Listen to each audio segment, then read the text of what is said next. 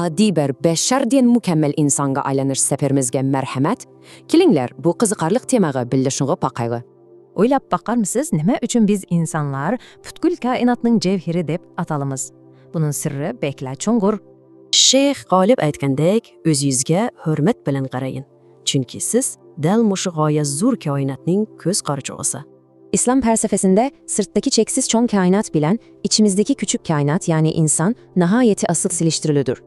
Xuddi ko'zimiz qapaqlarimiz bilan intihoyin ehtiyot bilan qo'g'dalg'anidek, yaratquchimizmi bizning ruhimizni dal shundoq asroydi. Bu yerdeki açıklık söz Rab. U bir narsani oddiy holatdan tadrijiy yetildirib, asta-asta mukammallikka yatkazishini ko'rsatadi. Tenimizga qaraydigan bo'lsak, uning quruq tuproqdan tartib murakkab mushu holatgacha bo'lgan ajoyib bir yetilish jarayoni bor. Bizim terkibimizde varlık nerse var. Minerallar, ösümlük siman menge kurulması ve asasi hayvani hayati küçümüz. Uyla bakına. Yeryüzündeki 155 xil tabii elementinin asasen hemmesi bizning tinimizde de tepildi. Karamat, undaqda surab bagayli. Nima uchun biz yaşaymiz ve ölümüz? Hayat bilen momatning zodi qandoq ma'nosi bor? Eng to'g'ri javob shuki, bu faqatla yaratuvchining o'xshamagan darajadagi mavjudotlarni uzluksiz yetildirish jarayonining bir ko'rinishidir. Qarang, hayatliq jonsiz toshlardan tartib, o'simlik, hayvon va insondan halqib, toki farishtalargacha taraqqiy qildigan bir sistema. Shuni bilish kerakki, oddiy bir bashar bo'lish bilan haqiqiy inson bo'lish orasida osmon zamin farq bor jumo. Bashar bo'lganda faqatla et va so'ynakdanla iborat bo'lamiz. Bu xuddi hayvonlarga o'xshash bir yovvoyi holatdir. Qanday qilib inson bo'lamiz? İlahi ruh bizga po'langanda, biz andan yeryüzünün ali halifasiga aylanamiz. Farishtalarning mu insonga sajda qilishga buyurilishidagi eng tubki sabab dal bizdagi mushu ulug' ilohiy ruhdir. Shundoq, hamma odam qiziqadigan muhim nuqta shu, bizni farqli qilgan bu ilohiy ruh zodi nima? Oddiy qilib aytganda, bu ruh tarbiyaning eng oliy shakli. U mohiyatda farq etguchi ilohiy vahyining o'zidir. Vahyini xuddi bizning axloqiy mukammallikka yetishimiz uchun meyg'imizga qochilangan eng oliy darajalik yumshoq detal deyishga bo'ladi. Agar siz bu vahiyani rad qilsangiz, demakki o'zingizning koinotdagi eng ulug'vor yetilish yoshirin kuchingizni yo'qotgan bo'lasiz. O'ylanib baqaylik do'stlar. Biz bugungi kunda bu ilohiy vahyini qabul qilib, haqiqiy insonlardan bo'la oladikmi? Ko'rishgacha omon bo'ling. Yaxshimisiz? Bugungi tushuntirishimizga xush kelibsiz. Bugun biz siz bilan birga intayin chunqur va bir qadar ajoyib bir temaga kirib chiqamiz. Biz insoniyatning oddiy bir to'pa changdan tartib, qanday qilib ilohiy ruhga ega bo'lgan mavjudiyatga aylanganligi ustida izlanamiz. Buni biz yaratquchining Rab, ya'ni tarbiyalayguchi degan sifatining namoyandasi orqali ko'zitamiz. Ya'ni undaqda koinotdagi oddiy bir zarrachidan nafaslanadigan ruhlik bir insonga aylanish safarimizni boshlab gittik. Sözümüzne başlaştan burun, klasik şair Şeyh G'olib'nin mana bu acayip güzel hikmetini bir kulak sılayın, o mundak deydi. Özünge hürmet bilen nezer sal. Çünkü sen kainatın cevheri, yaratılışın köz nuru sen. Oylap bakına, siz şunça çoğun kainatın köz nuru. Bu beklet ızıkarlık okum, şundaki mi? Siz bu kainatta tasadifiyle peyda olup kalgan adi bir mevcudiyet emez. Eksitçe siz kainatın nadir eseri. Bu tefekkirler bunu Hazret, yani hürmetlik Ali cevher dip ataydı. Undaqda birinci qismga nazar salaylik. Hürmetli insan. Emdi, neme üçün insanlar bütün yaratılışının del merkezinde turudur. Bunu düşünüş için makro kainat bile mikro kainat, yani çoğu alem bilen biz, insanlar oturusundaki münasibete karab bakaylı. Kadimki hikmetler şunu gösteridir ki, tesevvür kılın, eğer siz bütün kainatı sıkıp, onun en mutlak yadrosunu ayırıp çıksan, o del bir insan bulup çıkadır. Aksice bir insanı sırtka karab gitseniz, bu çeksiz kainat şekillenidir. Yani biz hakikaten o küçükletilmiş bir kainatın del özümüz. Eğer insanlık kainatın köz nuru desek, del muşu fizikilik özümüzüyle misal alıp görelim. Gözümüzün kanda kovduladıgan dikkat kıldınız mı? En azı çoğungur bir söngek oymunun içinde turdu. Heter kelse derhal yepiladigan kapaklarımız var. Kaş sönkümüz çıkıp durdu, hatta terlerini gözge kirgüzmeye tasıdigan kaşlarımız var. Kuddi fizikilik özümüz muşundak acayip mürekkep kavetler arkalı kattı kodulandek, yaratkuş da kainatın esel köz nuru bolgan insanı intayin küçlü kimaya kılıdı. Ama bu yerde oylandırdığım bir mesele var. Eğer yaratıcı bizni şunca güçlü korusa, biz niye üçün köpünce hallarda öz özümüzge yani içki dünyasımızge ziyan yetközümüz? Bilirsizmi? İnsaniyetin en çok hevpi adeta sırttan gelmezdi. Belki o del özümüzün çek-çekiradan eşip ketişimizden gelidi. Biz öz maksatımızı unutup havayı haveslerimize belirgen vaktimizde özümüzge başka herhangi nerseden bekrek ziyan salırız. İkinci kısım. Yaratılış elementleri. Bu fakat quruq fəlsəfəli emas. Bunu özümüzün real biyologiyasına bağlayıp görelim. Biz yer şarı bilen kandak elementlerden təng bəhrəliyini digənliyimizge qarab bakaksak adamı heyran qaldırır. Kainattan tepilgan 155 xil elementin asasan hammasi degüdek sizin tiningizde var. Tömür, sink, qovuşun, degendek minerallar mı, fosfor ve mıska oxşaş metal olmayan elementler mi bedenimizde tipilüdü. Hatta ösümlükle oxşaydıgan kurumlar mı var? Mesela meyimizin asli kısmındaki uzunçak mene del ösümlük piyazdek ya ki yıltıza oxşaydı. Uylap bakına, siz ora turgan bir kiçik tazınız. Siz mahayette bütün bir yer şarını özenizde mücessemleyesiniz. Bu yaratılışının töt xil asaslıq elementlik basqıcı belən bərklə maslışıdır. Toprak, su, ot ve hava. Qadimki hikmetlerge asaslanğanda bular faqat bizni urab durğan muhit amillər emas, belki insanın yaratılış basqıçlarıdır. Aval topa asasından başlanıp, andan hayatlıq bəlgüçü su belən aralışıp, lay boludu. Onundan keyin otda pişirilip, en ahirde hava arqalıq qurutuludu. Qızıq yeri şu ki, tabiattaki elementler ruhi cihettan yükselgen uluq saatlarını dermuşu yültüzdaşlıq sebebinden tonuydu. Mesela Peygamber İbrahim otqa taşlanğanda otnun onu küydürmügenliki hatırlangen. Nimişka? Çünkü ot onu tonugan. Ular mahiyetle oxşaş bir menbeden kelgen. Üçüncü kısım. Beşerden insonga. Hem de biz adi bir biyolojilik mevcudiyet buluştan kandak kılıp hakiki bir insanğa ayrılış ceryanını kırımız. Bunu biliş için oval beşer diyen sözünü düşünüp alalım. Beşer degen neme? O pekekla fizikilik bir gevde ve adi bir hayatlık küçük ilen igi olan canlını körsütür. Eğer sizde fakat bir en ve sokup durgan bir yürekle bolsa, siz bir beşersiz. Bunda kavlette biz yer şarıdaki barlık hayvanlarla olan okşaş alaydilikle iyi bolumuz. Yani biz tehi ozumuzun en ali, en yukarı yoşurun gücüne yetmegen bolumuz. Şunu bileşimiz gerek ki ruh pürlenişten burun bu beşer, del, yava ve vəhşi haletteydi. Hakiki insana has olan mehri şefket, yakınlık ve içtimai rişte degenler bunun da yok idi. Dini rivayetlerdeki bir vakane aslet bakayla. Yaratkıcı yeryüzüne bir halife yaratıdağanlığına yıpkanda, parişteler kattık ansirigen, şundak mı? Uların ansirişideki sebep, uların görgünü delmuşu yava beşer idi. Parişteler bu mevcudiyetinin yeryüzünde fakatla kan töküp buzgunculuk kılışından ansirigeniydi. Lekin delmuşu yerde en mühim ve karamet bir buruluş noktası peyda olacaktır. Yani hakiki insanın yaratılışı. Bu kandak emele geçecek değilsin. Bu del üçüncü bir elementin yani ilahi ruhun koşuluşuyla olacaktır. Yaratkıcı şu ruhu aşuten ve hayatlık gücüne püylediğinde o yaban mevcudiyet birdenle yükselecektir. Şunun bilen o başkaları bilen yakınlık ornatış, çonkur pikir kılış, histaşlık kılış ve ilahi hısletlerine ekis ettiriş iktidarına geçen hakiki bir insana ayrılacaktır. Bu biznin aşu kadimki kıssalarını düşünüş usulümüzünü bütünley özgertip ötüdü de.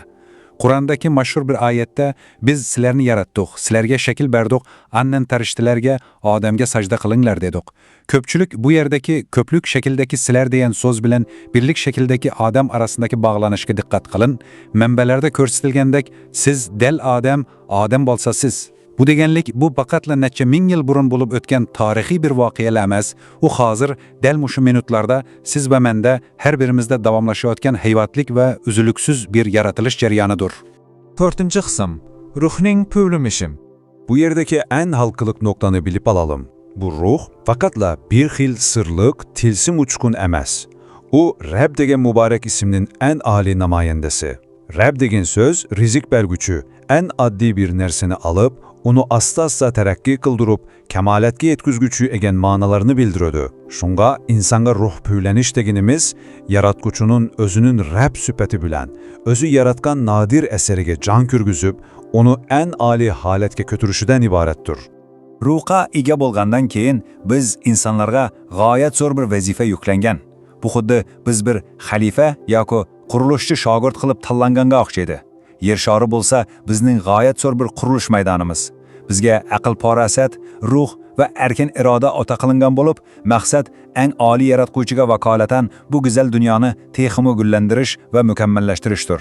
Bizning mas'uliyatimiz intihoyan eg'ir. 5. qism Vahiy va tarbiya. Onda hatta bizdek bir kuruluşçu şagirt özünün neme qiladiganligini nereden biledi? Elbette bizge bir yetekçi layihə gerek. Şundan mı?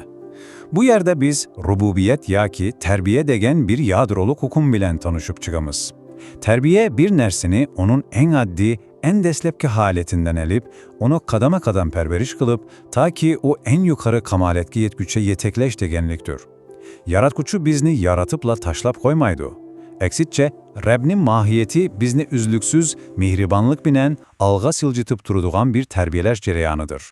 Mana bu ilahi terbiyenin tarakkiyat baskıçlarına bir karayın. Oylanıp bakışa erzediğigen bir cereyan bu. Birinci bulup, yaratkuçu yer şaradaki toprak katarlık fizikilik elementlerini terbiyeleydi. Andin ana korsokundaki umurekkep biyolojilik tarakkiyatımızı perviş kıldı. Üçüncü baskıçta bizni ilahi ruh bilen tekimo yükseldirdi. Hoş, ondattaki bu terbiyeleş cereyanının törtüncü ve en ahirki baskıçı ne? Ubolsu model vehiy. Yani insaniliyete yol körsetiş üçüncü şürülgen ilahi haber ve yetekçilik tüzümüdür. Bilesiz mi? Bu yerdeki en kızıkarlık yeri şu ki, kadimki yazmalarda vahiyinin özümü ameliyatta del ruh dep atılır. Neme üçün ikisi okşaş bir söz bilen atalanla dep oylap kaldınız? Çünkü vahiy bizim hayatımızdaki en âli yumuşak dital. Sizde bir katık dital var, o sizin teniniz. Sizde yani bir meşgulat sistemisi var, o sizin ruhunuz. Ama vahiy olsa bu gayet zor mürekkep maşinenin kanda kılanda en mükemmel ve en doğru halette işletkili oladıkanı gösterip beredikan baş yumuşak ditaldur. Eğer yumuşak dital olmazsa katık dital bilen sistem kandak normal işliyorsun. Şundan mı? Eğer muşu noktadan karasak, bu bizge intihayen ağır bir ruhi xavfını aşkaralap veriyordu. Vehin red kılış, əməliyyətdə Xudanın bizge kılgan terbiyesini bütünlerle rəhid kılganlıqdır. Bu nimi degen çoğun bir tekebbürlük ha? Bu xuddi sizni kainat topaçanlardan şunca estayediliklen apırda kılgan, püşürgen ve sizge hayatlıq nəpəsini püvlegen, rızık bergecinizge qarab, mən senin terbiyeni red kılımen, mağa senin yumuşak ditalın lazım emas degen bilen tapmetin. Bunda kılış, biz heledin beri sözlep gelgen çün möcizedar yaratılış zincirini öz kolumuz bilen buzup taşlıganlık oludu. Şununla bugünkü düşündürüşümüzünü ahırlaştırış aldıda sizge mundaq bir çonkur sualını kaldırıp boyay. Siz özünüzün içideki şu ilahi ruh bilen vahyini kuşak içip kabul kılıp atamısınız? Yoki Rabbinizin sizge bergen en ali terbiyesini red kılıp atamısınız? Bu hakikaten bu bir olturup uptan oylanışka tegişlik bir mesele. Şundaq mı? Unutup kalmang. Siz adi bir topa emas, siz yer şarıdan yaratılgan, ilahi nefes atakılıngan ve bütün kainatının köz nuru depteriplengen bir möcize.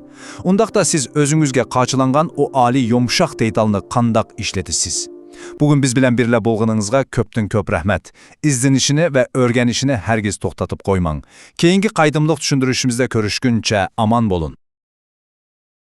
Yaxşımısınız? Bugünkü düşündürüşümüzge hoş kepsiz. Bugün biz siz bilen bile intayın çunqur ve bir kadar acayip bir temaga kirip çıkamız. Biz insaniyetinin addi bir topa çangdan tartıp, kandak kılıp ilahi ruhga ege bolgan mevcudiyetge aylanganlığı üstüde izlenimiz. Bunu biz yaratkuçunun Rab, yeni terbiyeliği gücü degen süpetinin namayendesi arkalık gözütemiz. Gene ondakta kainattaki addi bir zerriçiden nefeslendi degen ruhluk bir insanga aylanış seperimizini başlap gittik. Sözümüzne başlaştan burun, klasik şair Şeyh Galibi'nin mana bu acayip güzel hikmetini bir kulak sılayın, o mundag deydi. Özünge hürmet bilen nezer sal. Çünkü sen kainatın cevheri, yaratılışın köz nuru sen. Oylap bakına, siz şunça çoğun kainatın köz nuru. Bu beklet hızıkarlık okum, şundaki mı? Siz bu kainatta tasadifiyle peyda olup kalgan addi bir mevcudiyet emez. Eksitçe siz kainattın nadir eseri. Bu tefekkirler bunu Hazret yani hürmetlik Ali cevher dip ataydı. Undaqda birinci kısımga nazar salaylı. Hürmetli insan. Emde neme üçün insanlar bütün yaratılışının del merkezinde turudur. Bunu düşünüş için makro kainat bile mikro kainat yani çoğu alem bilen biz insanlar oturusundaki münasebete karab bakaylı. Kadimki hikmetler şunu gösteridir ki tesevvür kılın eğer siz bütün kainatı sıkıp onun en mutlak yadrosunu ayırıp çıksan o del bir insan bulup çıkadır. Aksice bir insanı sırtka karapken gitseniz bu çeksiz kainat şekillenidir. Yani biz hakikaten o küçükletilmiş bir kainatın del özümüz. Eğer insanlığı kainatın köz nuru desek, del muşu fizikili közümüzüyle misal alıp görelim. Gözümüzün kanda kovduladıgen dikkat kıldınız mı? En azı çoğungur bir söngek oymunun içinde turdu.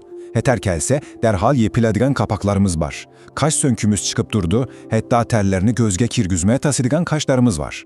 Kuddi fizikili közümüz muşundak acayip mürekkep kavetler arkalı kattık odulandek, yaratkuş da kainatın esel köz nuru bolgan insanı intayin küçlü kimaya kılıdı. Ama bu yerde oylandırdığım bir mesele var. Eğer yaratıcı bizni şunca güçlü korusa, biz niye üçün köpünce hallarda öz özümüzge yani içki dünyasımızge ziyan yetközümüz? Bilirsiniz mi? İnsaniyetin en çok hevpi adeta sırttan gelmezdi. Belki o del özümüzün çekiradan ışıp ketişimizden gelidi. Biz öz maksatımızı unutup havai haveslerimize belirgen vaktimizde özümüzge başka herhangi nerseden bekrek ziyan salırız. İkinci kısım. Yaratılış elementleri. Bu fakat kuruk felsefeli emas. Bunu özümüzün real biyolojisine bağlayıp görelim. Biz yer şarı bilen kandak elementlerden teng behreleni digenliğimizge qarab bakaksak adamı heyran kaldırır. Kainattan tepilgan 155 xil elementin asasan hammesi degüdek sizin tiningizde var. Tömür, sink, govuşun, degendek minerallar mı, fosfor ve mıska okşaş metal olmayan elementler mi bedenimizde tipilüdü. Hatta ösümlükle okşaydıgan kurumlar mı var? Mesela meyimizin asli kısmındaki uzunçak mene del ösümlük piyazdek ya ki yıltıza okşaydı. Uylap bakına, siz ora turgan bir kiçik tazınız. Siz mahiyette bütün bir yer şarını özenizde mücessemleyesiniz. Bu yaratılışının töt xil asaslık elementlik baskıcı bələn bəklə muaslışıdır. Toprak, su, ot ve hava. Qadimki hikmetlerge asaslanğanda bular faqat bizni urab durgan muhit amillər emas, belki insanın yaratılış baskıçlarıdır. Aval topa asasından başlanıp, anden hayatlık belgüçü su bilen aralışıp, lay boludu. Onundan keyin otta pişirilip, en ahirde hava arkalık kurutuludu. Kızık yeri şu ki, tabiattaki elementler ruhi cihettan yükselgen uluq saatlarını dermoşu yültüzdaşlık sebebinden tonuydu. Mesela Peygamber İbrahim otka taşlanğanda otnun onu küydürmügenliki hatırlengen. Nimişka? Çünkü ot onu tonugan. Ular mahiyetle okşaş bir menbeden kelgen. Üçüncü kısım. Beşerden insonga. Hem de biz adi bir biyolojilik mevcudiyet buluştan kandak kılıp hakiki bir insanğa ayrılış ceryanını kırımız. Bunu biliş için oval beşer diyen sözünü düşünüp alalım. Beşer degen neme? O pekekle fizikilik bir gevde ve adi bir hayatlık küçük ilen igi olan canlını körsütür. Eğer sizde fakat bir en ve sokup durgan bir yürekle bolsa, siz bir beşersiz. Bunda kavlette biz yer şarıdaki barlık hayvanlarla lan okşaş alaydilikle iyi bolumuz. Yani biz tehi ozumuzun en ali, en yukarı yoşurun küçüne yetmegen bolumuz. Şunu bileşimiz gerek ki, ruh pürlenişten burun bu beşer, del, yava ve veşi haletteydi. Hakiki insana has olan mehri şefket, yakınlık ve içtimai rişte degenler bunun da yok idi. Dini rivayetlerdeki bir vakane aslet vakayla. Yaratkıcı yeryüzüne bir halife yaratıdığanlığını ipkanda, parişteler kattık ansirigen. Şundak mı? Uların ansirişideki sebep, uların görgünü delmuşu yava beşer idi. Parişteler bu mevcudiyetinin yeryüzünde fakatla kan töküp buzgunculuk kılışından ansirigeniydi. Lekin delmuşu yerde en mühim ve karamet bir buruluş noktası peyda olacaktır. Yani hakiki insanın yaratılışı. Bu kandak emele geçecek değilsin. Bu del üçüncü bir elementin yani ilahi ruhun koşuluşuyla olacaktır. Yaratkıcı şu ruhu aşuten ve hayatlık gücüne püylediğinde o yaban mevcudiyet birdenle yükselecektir. Şunun bilen o başkaları bilen yakınlık ornatış, çonkur pikir kılış, histaşlık kılış ve ilahi hısletlerine ekis ettiriş iktidarına geçen hakiki bir insana ayrılacaktır. Bu biznin aşu kadimki kıssalarını düşünüş usulümüzni bütünley özgertip ötüdü de. Kur'an'daki maşhur bir ayette biz sizlerini yarattık, sizlerge şekil berdik, annen tarıştilerge, Adem'ge sajda kılınlar dedik. Köpçülük bu yerdeki köplük şekildeki sizler diyen söz bilen birlik şekildeki Adem arasındaki bağlanışka dikkat kılın. Menbelerde körsetilgendek siz del Adem, Adem bolsa siz. Bu degenlik bu bakatla neçe min yıl burun bulup ötken tarihi bir vakiyel emez. O hazır del muşu minutlarda siz ve mende her birimizde davamlaşıyotken heyvatlik ve üzülüksüz bir yaratılış ceryanıdır. 4. kısım. Ruhning püvlümişim. Bu yerdeki en halkılık noktanı bilip alalım. Bu ruh fakatla bir xil sırlık, tilsim uçkun emez. O Rab degen mübarek isimnin en âli namayendesi. Rab degen söz rizik bergüçü, en addi bir nerseni alıp Onu asta-asta terakki kıldırıp, kemaletki yetkizgüçü egen manalarını bildirödü. Şunga insanga ruh püyleniş deginimiz, yaratkuçunun özünün Rab süpeti bilen, özü yaratkan nadir eseriga can kürgüzüp, onu en ali haletke kötürüşüden ibarettir. Ruhqa ega bo'lgandan keyin biz insonlarga g'oyat zo'r bir vazifa yuklangan. Bu xuddi biz bir xalifa yoki qurilishchi shogird qilib tanlanganga o'xshaydi. Yer shari bo'lsa bizning g'oyat zo'r bir qurilish maydonimiz. Bizga aql parasat, ruh va erkin iroda ota qilingan bo'lib, maqsad eng oliy yaratuvchiga vakolatan bu go'zal dunyoni texmo gullantirish va mukammallashtirishdir. Bizning mas'uliyatimiz intihoyan eg'ir. 5. qism Vahiy ve terbiye. Onda hatta bizdek bir kuruluşçu şagirt özünün neme kıladiganlığının nereden bilidi? Elbette bizge bir yetekçi layihe gerek. Şundan mı? Bu yerde biz rububiyet yaki terbiye degen bir yadroluk hukum bilen tanışıp çıkamız. Terbiye bir nersini onun en addi, en deslepki haletinden elip, onu kadama kadam perveriş kılıp, ta ki o en yukarı kamaletki yetküçe yetekleş degenliktir. Yaratkuçu bizni yaratıpla taşlap koymaydı. Eksitçe, Rab'nin mahiyeti bizni üzlüksüz, mihribanlık binen, alga silcitıp turuduğan bir terbiyeleş cereyanıdır. Mana bu ilahi terbiyenin tarakkiyat baskıçlarına bir karayın. Oylanıp bakışa erzediğigen bir cereyan bu. Birinci bulup, yaratkuçu yer şaradaki toprak katarlık fizikilik elementlerini terbiyeleydi. Andin ana korsokundaki umurekkep biyolojilik tarakkiyatımızı perviş kıldı. Üçüncü baskıçta bizni ilahi ruh bilen tekimo yükseldirdi. Hoş, ondattaki bu terbiyeleş cereyanının törtüncü ve en ahirki baskıçı ne? Ubolsu model vehiy, yani insaniliyete yol körsetiş üçüncü şürülgen ilahi haber ve yetekçilik tüzümüdür. Bilesiz mi? Bu yerdeki en kızıkarlık yeri şu ki, kadimki yazmalarda vahiyinin özümü ameliyatta del ruh dep atılır. Neme üçün ikisi okşaş bir söz bilen atalanla dep oylap kaldınız? Çünkü vahiy bizim hayatımızdaki en âli yumuşak dital. Sizde bir katık dital var, o sizin teniniz. Sizde yani bir meşgulat sistemisi var, o sizin ruhunuz. Ama vahiy olsa bu gayet zor mürekkep maşinenin kanda kılanda en mükemmel ve en doğru halette işletkili oladıkanı gösterip beredikan baş yumuşak ditaldur. Eğer yumuşak dital olmazsa katık dital bilen sistem kandak normal işliyorsun. Şundan mı? Eğer muşu noktadan karasak, bu bizge intihayen ağır bir ruhi xavfni aşkaralap veriyordu. Vehin red kılış, ameliyette Xudanın bizge kılgan terbiyesini bütünlerle rehit kılganlıktır. Bu nimi degen çoğun bir tekebbürlük ha? Bu xuddi sizni kainat topaçanlardan şuncha estayediliklen aparda kılgan, pişürgen ve sizge hayatlık nefesini püvlegen rızık bergecinizge qarab, men senin terbiyeni red kılımen, mağa senin yumuşak ditalın lazım emas degen bilen tepmetin.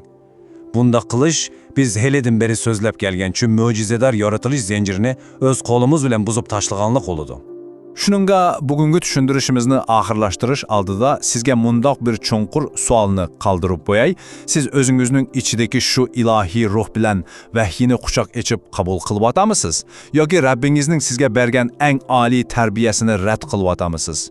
Bu hakikaten bu bir olturup uptan oylanışka tegişlik bir mesele. Şundaq mı? Unutup kalmang. Siz adi bir topa emas, siz yer şarıdan yaratılgan, ilahi nefes ata kılıngan ve bütün kainatının köz nuru depteriplengen bir möcize. Undaqda siz özünüzge qaçılangan o ali yumşak deytalını qandaq işletisiz. Bugün biz bilen birle bolğanınızga köptün köp rahmet. İzlenişini ve örgenişini hergiz toxtatıp koymang. Keyingi qaydımlıq düşündürüşümüzde körüşkünçe aman bolun. Yaxşımısınız? Bugünkü düşündürüşümüzge hoş kepsiz. Bugün biz siz bilen bile intayin çunqur ve bir kadar acayip bir temaga kirip çıkamız. Biz insaniyetinin addi bir topa çangdan tartıp, qandaq kılıp ilahi ruhqa ega bolgan mevcudiyetge aylanganlığı üstüde izlenimiz. Bunu biz yaratkuçunun Rab, yeni terbiyeliği güçü degen süpetinin namayendisi arkalık gözütemiz. Gene ondaqda kainattaki addi bir zerriçiden nefeslendigen ruhluk bir insanga aylanış seperimizini başlap gittik. Sözümüzne başlaştan burun, klasik şair Şeyh Halib'nin mana bu acayip güzel hikmetini bir kulak sılayın, o mundak deydi. Özünge hürmet bilen nezer sal. Çünkü sen kainatın cevheri, yaratılışın köz nuru sen.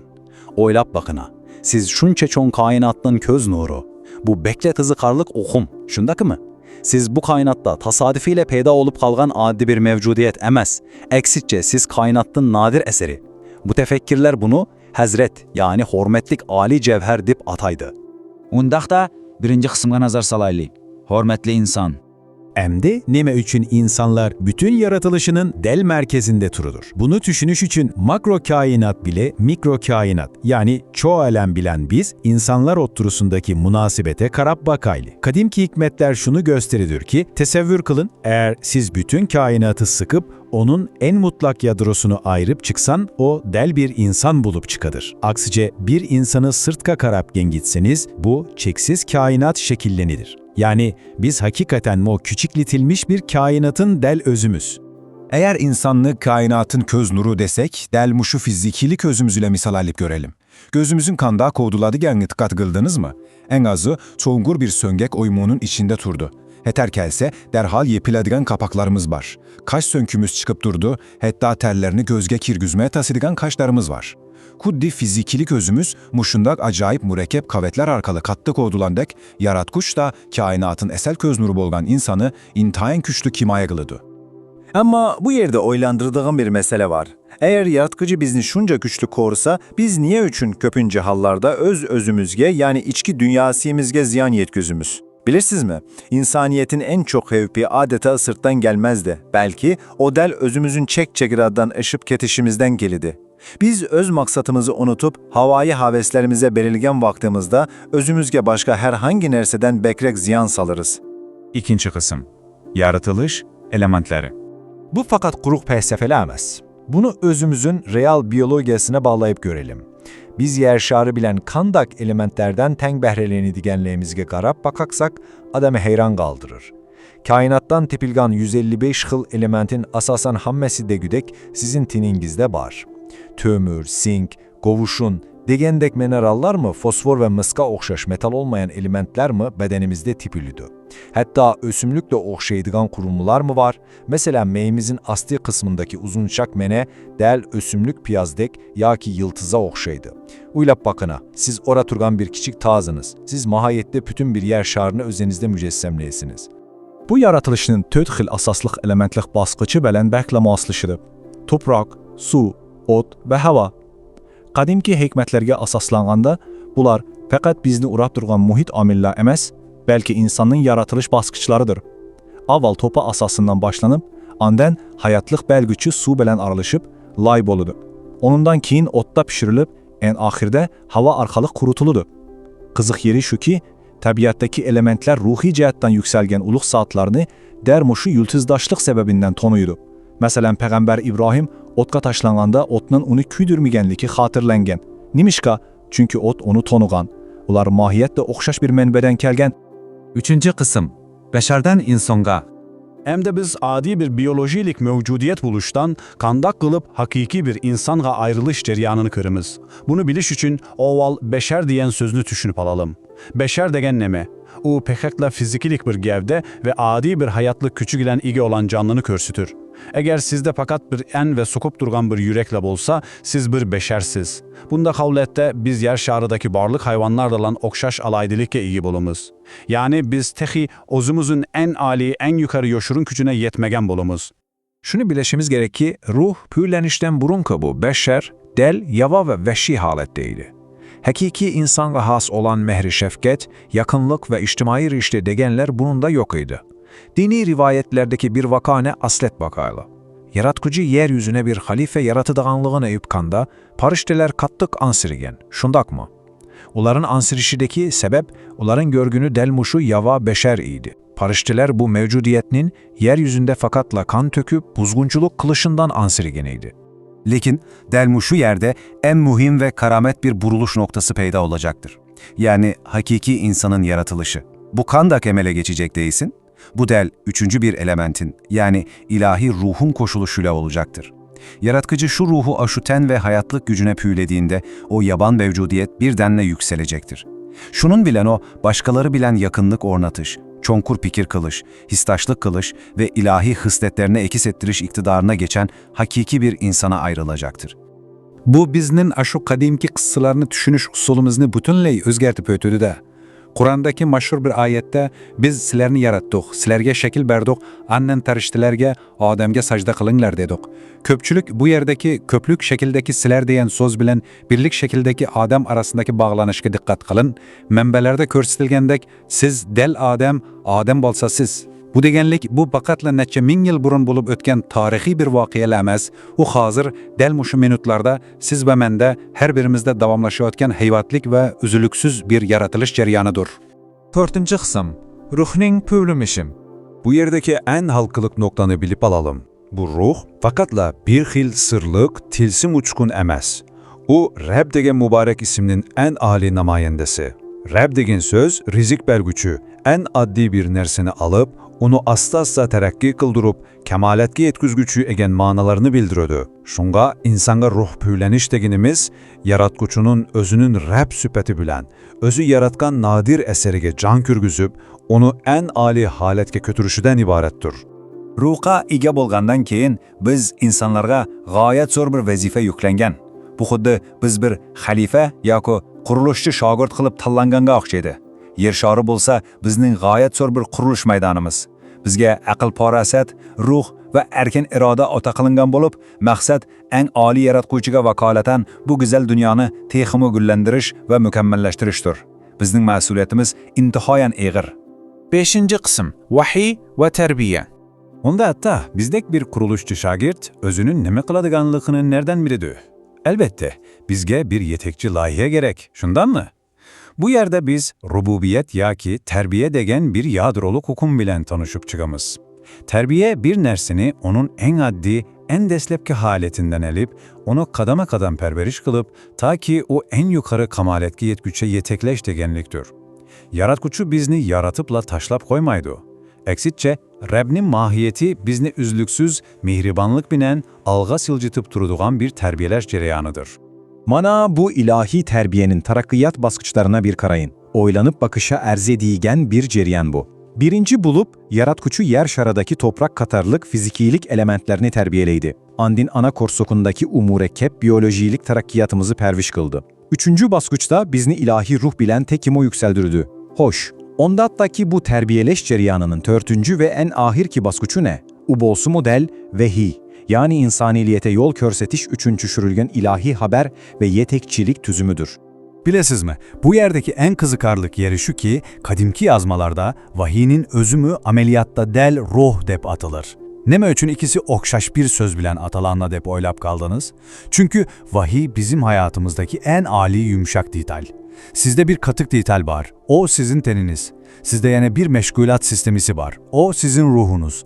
Ama vahiy olsa bu gayet zor mürekkep maşinenin kanda kılanda en mükemmel ve en doğru halette işletkili oladıkanı gösterip beredikan baş yumuşak ditaldir. Eğer yumuşak dital olmazsa katık dital bilen sistem kandak normal işliyorsun. Şundan mı? Eğer muşu noktadan karasak, bu bizge intihayen ağır bir ruhi xavfını aşkaralap veriyordu. Vehin red kılış, ameliyette Xudanın bizge kılgan terbiyesini bütünlerle rehit kılganlıktır. Bu nimi degen çoğun bir tekebbürlük ha? Bu xuddi sizni kainat topaçanlardan şuncha estayediliklen apırda kılgan, pişürgen ve sizge hayatlıq nefesini püvlegen, rızık bergecinizge qarab, men senin terbiyeni red kılımen, mağa senin yumuşak detaling lazım emas degen bilen tapmeting. Bunda kılış, biz helidin beri sözlep gelgen çü möcizedar yaratılış zincirini öz kolumuz bilen buzup taşlıganlık oludu. Şununla bugünkü düşündürüşümüzü ahırlaştırış aldıda sizge mundaq bir çonqur sualını kaldırıp boyay. Siz özünüzün içideki şu ilahi ruh bilen vahyini kuşak içip kabul kılıp atamısınız? Yoki Rabbinizin sizge bergen en ali terbiyesini rad kılıp atamısınız? Bu hakikaten bu bir olturup uptan oylanışka tegişlik bir mesele. Şundaq mı? Unutup kalmang. Siz adi bir topa emas, siz yer şarıdan yaratılgan, ilahi nefes ata kılıngan ve bütün kainatının köz nuru depteriplengen bir möcize. Undaqda siz özünüzge qaçılangan o ali yumşaq deytalını kandak işletisiz. Bugün biz bilen birle bolğununuzga köptün köp rahmet. İzlenişini ve örgenişini hergiz toxtatıp koymang. Keyingi qaydımlıq düşündürüşümüzde körüşkünçe aman bolun. Yaxşımısınız? Bugünkü düşündürüşümüzge hoş kepsiz. Bugün biz siz bilen bile intayın çunqur ve bir kadar acayip bir temaga kirip çıkamız. Biz insaniyetinin addi bir topa çangdan tartıp, qandaq qılıp ilahi ruhqa ega bolgan mevcudiyetge aylanganlığı üstüde izlenimiz. Bunu biz yaratkuçunun Rab, yeni terbiyeliği güçü degen süpetinin namayendisi arkalık gözütemiz. Gene ondaq da kainattaki addi bir zerriçiden nefeslendigen ruhluk bir insanga aylanış seperimizine başlap gittik. Sözümüzne başlaştan burun, klasik şair Şeyh Halib'nin mana bu acayip güzel hikmetini bir kulak sılayın, o mundak deydi. Özünge hürmet bilen nezer sal. Çünkü sen kainatın cevheri, yaratılışın köz nuru sen. Oylap bakına, siz şunça çon kainatın köz nuru. Bu beklet hızıkarlık okum, şundaki mı? Siz bu kainatta tasadifiyle peyda olup kalgan adi bir mevcudiyet emez. Eksitçe siz kainattın nadir eseri. Bu tefekkirler bunu Hazret yani hormetlik Ali cevher dip ataydı. Undaq da birinci kısımga nazar salaylı. Hormetli insan. Emdi neme üçün insanlar bütün yaratılışının del merkezinde turudur. Bunu düşünüş için makro kainat bile mikro kainat yani çoğu alem bilen biz insanlar oturusundaki münasibete karab bakaylı. Kadimki hikmetler şunu gösteridir ki tesevvür kılın eğer siz bütün kainatı sıkıp onun en mutlak yadrosunu ayırıp çıksan o del bir insan bulup çıkadır. Aksice bir insanı sırtka karapgen gitseniz bu çeksiz kainat şekillenidir. Yani biz hakikaten o küçükletilmiş bir kainatın del özümüz. Eğer insanlık kainatın köz nuru desek, delmuşu fizikili közümüzüyle misal alıp görelim. Gözümüzün kanda kovduladı gelini tıkat kıldınız mı? En azı çoğungur bir söngek oymunun içinde turdu. Heter kelse derhal yepiladigan kapaklarımız var. Kaş sönkümüz çıkıp durdu, hatta terlerini gözge kirgüzmeye tasıdigan kaşlarımız var.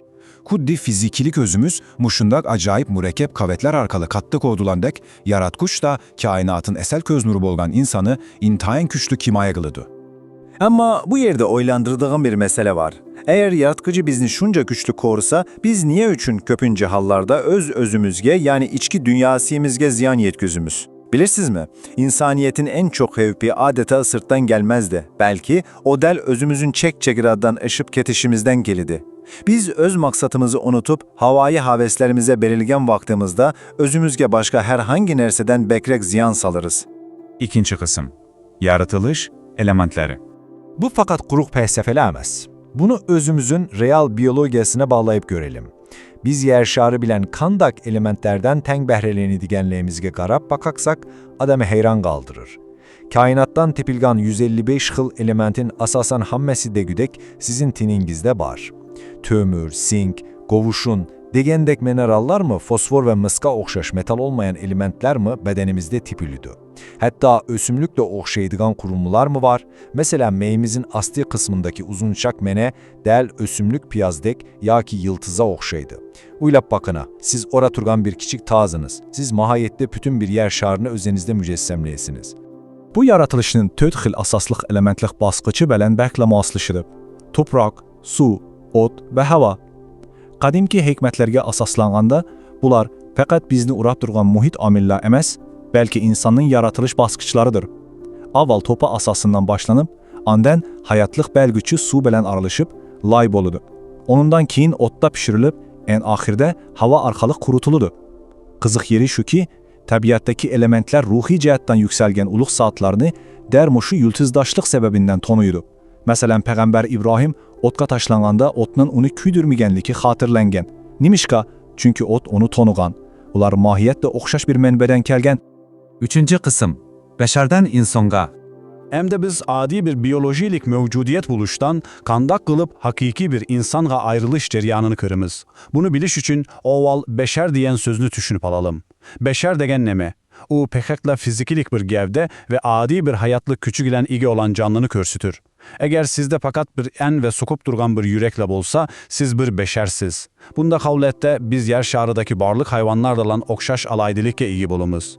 Yani biz tehi ozumuzun en ali, en yukarı yoşurun küçüne yetmegen bolumuz. Şunu bileşimiz gerek ki ruh pürlenişten burun bu beşer, del, yava ve veşi haletteydi. Hakiki insana has olan mehri şefket, yakınlık ve içtimai rişte degenler bunun da yok idi. Dini rivayetlerdeki bir vakane aslet bakayla. yaratquchi yer yüzüne bir xalife yaratıdığanlığını ayıpkanda, parişteler qattiq ansirigen, şundaqmı? Uların ansirişideki sebep, uların görgünü delmuşu yava beşer idi. Parişteler bu mevcudiyetinin yeryüzünde fakatla kan töküp buzgunculuk kılışından ansirigeniydi. Lekin delmuşu yerde en mühim ve karamet bir buruluş noktası peyda olacaktır. Yani hakiki insanın yaratılışı. Bu kandak emele geçecek değilsin. Bu del üçüncü bir elementin yani ilahi ruhun koşuluşuyla olacaktır. Yaratıcı şu ruhu aşuten ve hayatlık gücüne püylediğinde o yaban mevcudiyet birdenle yükselecektir. Şunun bilen o, başkaları bilen yakınlık ornatış, çonkur pikir kılış, histaşlık kılış ve ilahi hısletlerine ekis ettiriş iktidarına geçen hakiki bir insana ayrılacaktır. Bu bizning aşu kadimki qıssalarını düşünüş usulimizni butunlay o'zgartib o'tadi-da. Qur'ondagi mashhur bir oyatda biz sizlarni yaratdik, sizlarga shakl berdik, annen tarishtilarga, odamga sajda qilinglar dedik. Ko'pchilik bu yerdagi ko'plik shakldagi sizlar degan so'z bilan birlik shakldagi odam arasındagi bog'lanishga diqqat qilin. Manbalarda ko'rsatilgandek, siz del odam bo'lsa siz. Bu deganlik bu faqatla necha ming yil burun bo'lib o'tgan tarixiy bir voqealar emas, u hozir dal mushu minutlarda siz va menda har birimizda davomlashayotgan hayvotlik va uzluksiz bir yaratilish jarayonidir. 4. qism. Ruhning püvlümüşüm. Bu yerdeki en halkılık noktanı bilip alalım. Bu ruh fakatla bir xil sırlık, tilsim uçkun emas. O Rab degen mübarek isimnin en âli namayendesi. Rab degen söz rizik bergüçü, en addi bir nerseni alıp, onu asta terakki kıldırıp, kemaletki yetküzgüçü egen manalarını bildirödü. Şunga insanga ruh püyleniş deginimiz, yaratkuçunun özünün Rab süpeti bilen, özü yaratkan nadir eserige can kürgüzüp, onu en âli haletke kötürüşüden ibarettir. Ruhqa ega bo'lgandan keyin biz insonlarga g'oyat zo'r bir vazifa yuklangan. Bu xuddi biz bir xalifa yoki qurilishchi shogird qilib tanlanganga o'xshaydi. Yer shari bo'lsa bizning g'oyat zo'r bir qurilish maydonimiz. Bizga aql parasat, ruh va erkin iroda ota qilingan bo'lib, maqsad eng oliy yaratquchiga vakolatan bu go'zal dunyoni texmo gullantirish va mukammallashtirishdir. Bizning mas'uliyatimiz intihoyan eg'ir. 5. qism. Vahiy va terbiye. Onda hatta bizdek bir kuruluşçu şagirt özünün neme kıladıganlığını nereden biledi? Elbette bizge bir yetekçi layihe gerek. Şundan mı? Bu yerde biz rububiyet yaki terbiye degen bir yadroluk hukum bilen tanışıp çıkamız. Terbiye bir nersini onun en addi, en deslepki haletinden elip, onu kadama kadam perveriş kılıp, ta ki o en yukarı kamaletki yetküçe yetekleş degenliktir. Yaratkuçu bizni yaratıpla taşlap koymaydı. Eksitçe, Rab'nin mahiyeti bizni üzlüksüz, mihribanlık binen, alga silcitip turuduğan bir terbiyeleş cereyanıdır. Mana bu ilahi terbiyenin tarakkiyat baskıçlarına bir karayın. Oylanıp bakışa erzediğigen bir cereyan bu. Birinci bulup, yaratkuçu yer şaradaki toprak katarlık fizikilik elementlerini terbiyeleydi. Andin ana korsokundaki umurekkep biyolojilik tarakkiyatımızı perviş kıldı. Üçüncü baskıçta bizni ilahi ruh bilen tekimo yükseldirdi. Hoş. Ondattaki bu terbiyeleş cereyanının törtüncü ve en ahirki baskıçı ne? Ubolsu model vehi. Yani insaniliyete yol körsetiş üçüncü şürülgen ilahi haber ve yetekçilik tüzümüdür. Bilesiz mi? Bu yerdeki en kızıkarlık yeri şu ki, kadimki yazmalarda vahiyinin özümü ameliyatta del ruh dep atılır. Neme üçün ikisi okşaş bir söz bilen atalanla dep oylap kaldınız? Çünkü vahiy bizim hayatımızdaki en âli yumuşak dital. Sizde bir katık dital var, o sizin teniniz. Sizde yani bir meşgulat sistemisi var, o sizin ruhunuz. Ama vahiy olsa bu gayet zor mürekkep maşinenin kanda kılanda en mükemmel ve en doğru halette işletkili oladıkanı gösterip beredikan baş yumuşak ditaldur. Eğer yumuşak dital olmazsa katık dital bilen sistem kandak normal işliyorsun. Şundan mı? Eğer muşu noktadan karasak, bu bizge intihayen ağır bir ruhi xavfını aşkaralap veriyordu. Vehin red kılış, əməliyyətdə Xudanın bizge qılğan tərbiyəsini bütünlərlə rəhid qılğanlıqdır. Bu nimi degen çoğ bir təkəbbürlük, ha? Bu xuddi sizni kainat topaçanlardan şunca əstayediliklə apırda qılğan, püşürgən və sizge hayatlıq nəpəsini püvləgən rızıq bərgecinizge qarab, mən sənin tərbiyəni rədd qılımən, mağa sənin yumşaq detalın lazım emas degen bilən təpmətin. Bunda qılış, biz heledin beri sözləp gəlgən çün möcizedar yaratılış zencirini öz kolumuz bilen buzup taşlığanlıq oludu. Şununla bugünkü düşündürüşümüzni ahırlaştırış aldıda sizge mundaq bir çonqur sualını qaldırıp boyay. Siz özünüzün içideki şu ilahi ruh bilen vahyini quchaq içip qabul qılıp atamısınız? Yoki Rabbingizning sizge bergen en ali terbiyesini rad qılıp atamısınız? Bu hakikaten bu bir olturup uptan oylanışqa tegishlik bir mesele. Şundaq mı? Unutup qalmang. Siz adi bir topa emas, siz yer şarıdan yaratılgan, ilahi nefes ata qılıngan ve bütün kainatның köz nuru depteriplengen bir möcüze. Undaqda siz özünüzge qaçılangan o ali yumşaq deytalını qandaq işletisiz. Bugün biz bilen birle bolğununuzga köptün köp rahmet. İzlenişini ve örgenişini hergiz toxtatıp koymang. Keyingi qaydımlıq düşündürüşümüzde görüşkünçe aman bolun. Yaxşımısınız? Bugünkü düşündürüşümüzge hoş kepsiz. Bugün biz siz bilen bile intayın çunqur ve bir kadar acayip bir temaga kirip çıkamız. Biz insaniyetinin addi bir topa çangdan tartıp, qandaq qılıp ilahi ruhqa ega bolgan mevcudiyetge aylanganlığı üstüde izlenimiz. Bunu biz yaratkuçunun Rab, yeni terbiyeliği gücü degen süpetinin namayendesi arkalık gözütemiz. Gene ondaqda kainattaki addi bir zerriçiden nefeslendigen ruhluk bir insanga aylanış seferimizini başlap gittik. Sözümüzne başlaştan burun, klasik şair Şeyh Galibi'nin mana bu acayip güzel hikmetini bir kulak sılayın, o mundak deydi. Özünge hormet bilen nezer sal. Çünkü sen kainatın cevheri, yaratılışın köz nuru sen. Oylap bakına, siz şunça çoğun kainatın köz nuru. Bu beklet hızıkarlık okum, şundaki mı? Siz bu kainatta tasadifiyle peyda olup kalgan adi bir mevcudiyet emez. Eksitçe siz kainattın nadir eseri. Bu tefekkirler bunu Hazret yani hormetlik Ali cevher dip ataydı. Undaqda birinci kısımga nazar salaylı. Hormetli insan. Emdi neme üçün insanlar bütün yaratılışının del merkezinde turudur. Bunu düşünüş için makro kainat bile mikro kainat yani çoğu alem bilen biz insanlar otturusundaki münasibete karab bakaylı. Kadimki hikmetler şunu gösteridir ki tesevvür kılın eğer siz bütün kainatı sıkıp onun en mutlak yadrosunu ayırıp çıksan o del bir insan bulup çıkadır. Aksice bir insanı sırtka karapken gitseniz bu çeksiz kainat şekillenidir. Yani biz hakikaten o küçükletilmiş bir kainatın del özümüz. Eğer insanlığı kainatın köz nuru desek, del muşu fizikili közümüzüyle misal alıp görelim. Gözümüzün kandağı kovduladı gelini tıkat kıldınız mı? En azı çoğungur bir söngek oymunun içinde turdu. Heter kelse derhal yepiledigen kapaklarımız var. Kaş sönkümüz çıkıp durdu, hatta terlerini gözge kirgüzmeye tasıdigen kaşlarımız var. Kuddi fizikilik özümüz muşundak acayip mürekkep kavetler arkalı kattık odulandek, yaratkuş da kainatın esel köz nuru bolgan insanı intayin küçlü kimaya kılıdı. Ama bu yerde oylandırdığım bir mesele var. Eğer yaratıcı bizni şunca güçlü korusa, biz niye üçün köpünce hallarda öz özümüzge yani içki dünyasımızge ziyan yetközümüz? Bilirsiniz mi? İnsaniyetin en çok hevpi adeta sırttan gelmezdi. Belki o del özümüzün çekiradan ışıp ketişimizden gelidi. Biz öz maksatımızı unutup havai haveslerimize belirgen vaktimizde özümüzge başka herhangi nerseden bekrek ziyan salırız. İkinci kısım. Yaratılış elementleri. Bu fakat kuruk felsefeli emez. Bunu özümüzün real biyolojisine bağlayıp görelim. Biz yer şarı bilen kandak elementlerden teng behreleni digenliğimizge qarab bakaksak adamı heyran kaldırır. Kainattan tepilgan 155 xil elementin asasan hammesi de güdek sizin tiningizde var. Tömür, sink, govuşun, degendek minerallar mı fosfor ve mıska okşaş metal olmayan elementler mi bedenimizde tipilüdü. Hatta ösümlükle okşaydıgan kurumlar mı var? Mesela meyimizin asli kısmındaki uzunçak mene del ösümlük piyazdek ya ki yıltıza okşaydı.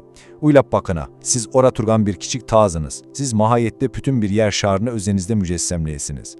Bu yaratılışının töt xil asaslık elementlik baskıcı bələn bəklə muaslışıdır. Toprak, su, ot ve hava.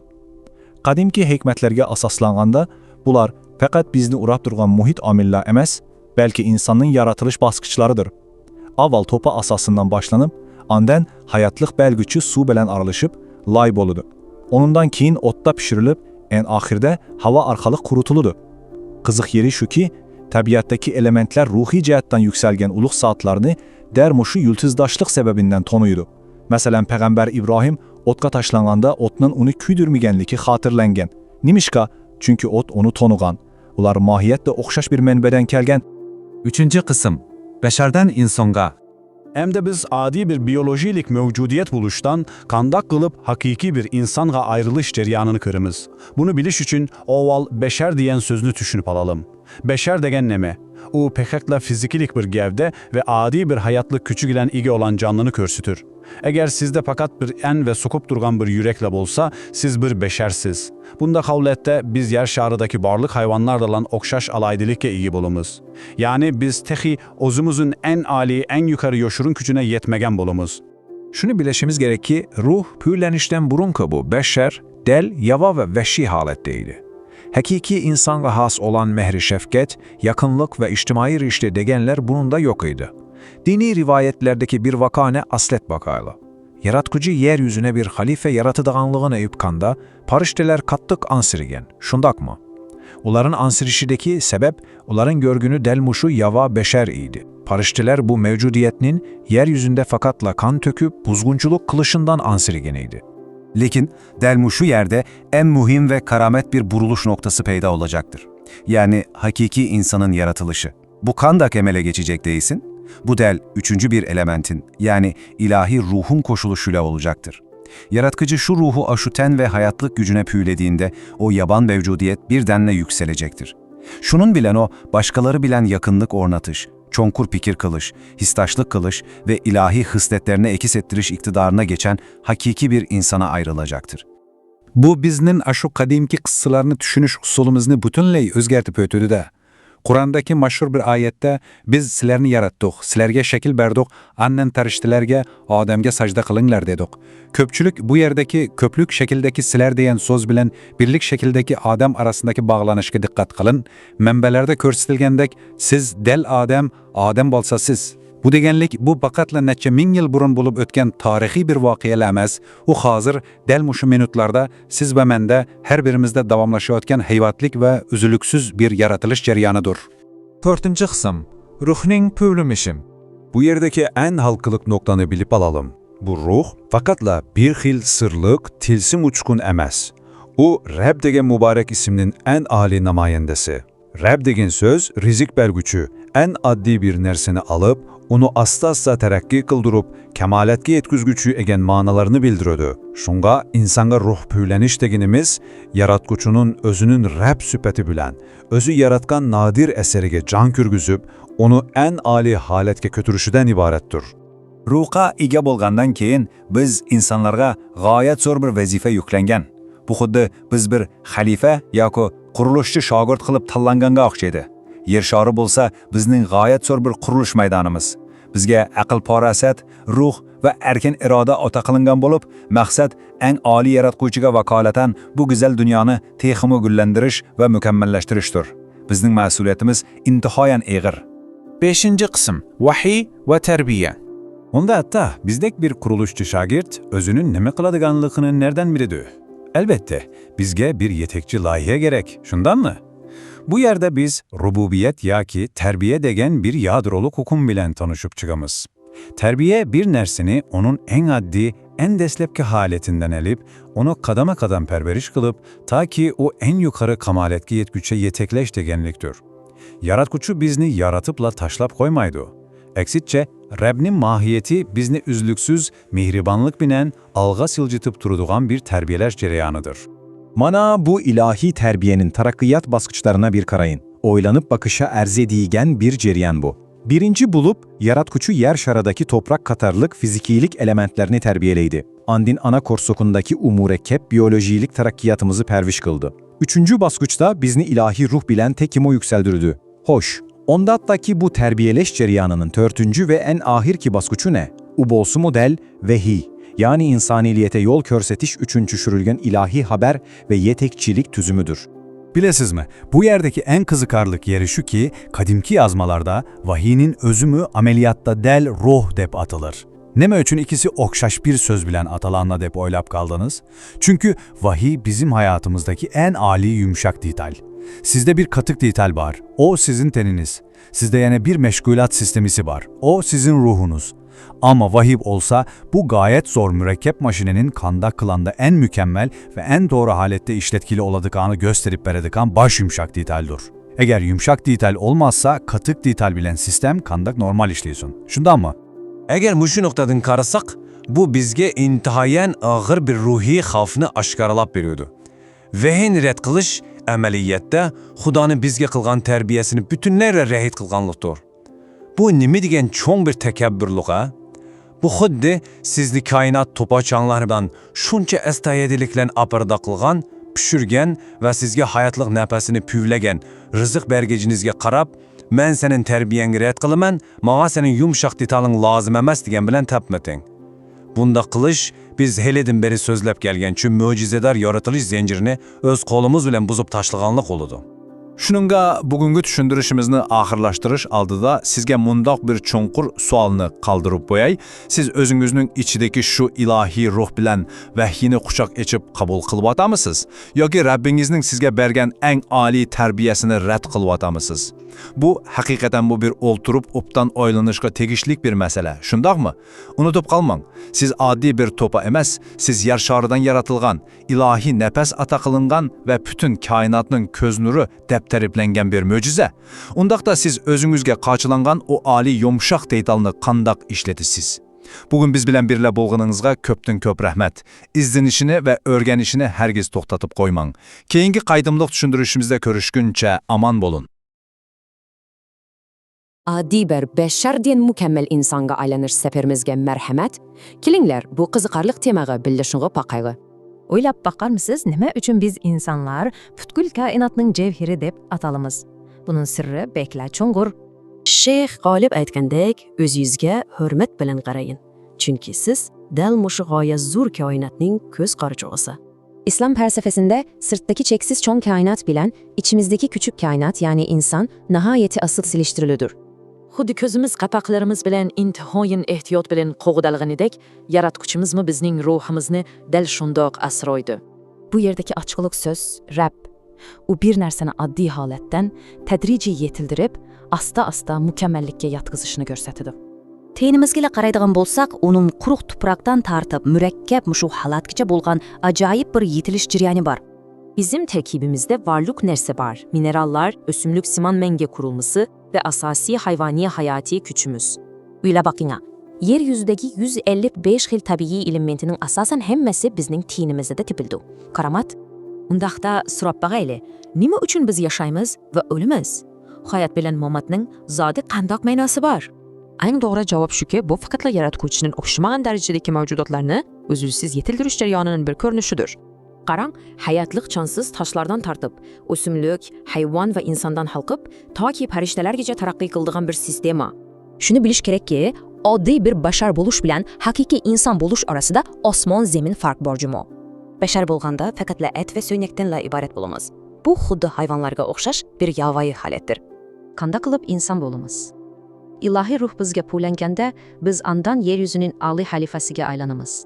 Farishtalarning mu insonga sajda qilishga buyurilishidagi eng tubki sabab dal bizdagi mushu ulug' ilohiy ruhdir. Shundoq, hamma odam qiziqadigan muhim nuqta shu, bizni farqli qilgan bu ilohiy ruh zodi nima? Oddiy qilib aytganda, bu ruh tarbiyaning eng oliy shakli. U mohiyatda farq etguchi ilohiy vahyining o'zidir. Vahyni xuddi bizning axloqiy mukammallikka yetishimiz uchun meyg'imizga qochilangan eng oliy darajalik yumshoq detal deyishga bo'ladi. Agar siz bu vahiyani rad qilsangiz, demakki o'zingizning koinotdagi eng ulug'vor yetilish yushurun kuchingizni yo'qotgan bo'lasiz. O'ylanib baqaylik do'stlar. Biz bugungi kunda bu ilohiy vahyini qabul qilib, haqiqiy insonlardan bo'la oladikmi? Ko'rishgacha omon bo'ling. Adi bir bashar degan mukammal insonga aylanish safarimizga marhamat. Kelinglar, bu qiziqarli temaga birlashishga paqayga. O'ylab baqarmisiz, nima uchun biz insonlar butkul koinotning javhiri deb atalamiz? Buning sirri bekla cho'ng'ur. Sheyx G'olib aytgandek, o'zingizga hurmat bilan qaraying. Chunki siz dal mushu g'oyat zo'r koinotning ko'z qarachog'isi. İslam felsefesinde sırttaki cheksiz cho'ng kainat bilan içimizdeki küçük kainat yani insan nihayeti asıl silishtirilüdür. Xuddi ko'zimiz qapaqlarimiz bilan intihoyin ehtiyot bilan qo'g'dalganidek, yaratquchimizmi bizning ruhimizni dal shundoq asroydi. Bu yerdagi ochiqlik so'z Rabb. U bir narsani oddiy holatdan tadrijiy yetildirib, asta-asta mukammallikka yatqizishini ko'rsatadi.